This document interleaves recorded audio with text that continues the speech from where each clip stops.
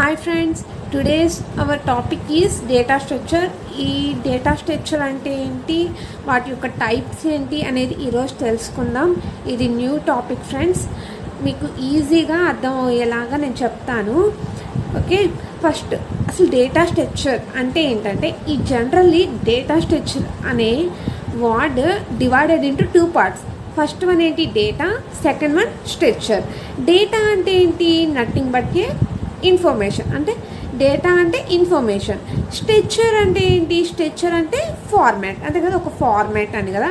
అంటే మనం డేటా స్ట్రక్చర్ని మనం ఏమని పిలవచ్చు అంటే, ఒక డేటా అంటే ఇన్ఫర్మేషన్, ఆ ఇన్ఫర్మేషన్ని ఒక ఫార్మాట్లో స్టోర్ చేస్తే దాన్ని మనం డేటా స్ట్రక్చర్ అంటారు. ఓకేనా, డేటా స్ట్రక్చర్ అంటే ఒక ఇన్ఫర్మేషన్ని లేదా ఒక డేటాని ఎలా స్టోర్ చేయాలి అంటే ఒక స్ట్రక్చర్ ఫార్మాట్లో, అంటే ఒక ఫార్మాట్లో స్టోర్ చేస్తే అటువంటి దాన్ని మనం డేటా స్ట్రక్చర్స్ అంటాం. చూడండి, to store the data in a sequential way is called as a data structure.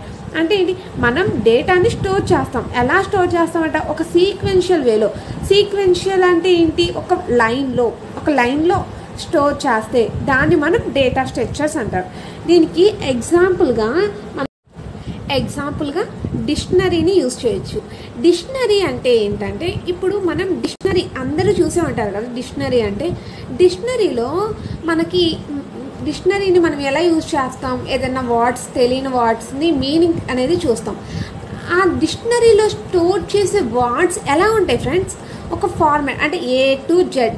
First A లెటర్తో స్టార్ట్ అయ్యేవి, తర్వాత B, తర్వాత C, తర్వాత D. అంటే ఇది ఒక ఫార్మాట్లో అనే కదా. అంటే ఇక్కడ డిక్షనరీలో వర్డ్స్ అన్నీ ఏంటివి, డేటా.